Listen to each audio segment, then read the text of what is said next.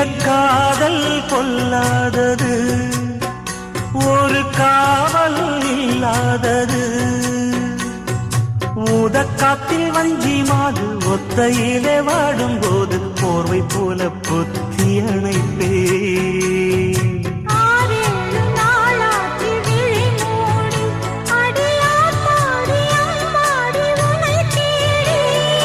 நீதானே மானே என் இளஞ்சோடி, உனை நீங்காது என்றும் என் உயிர் நாடி.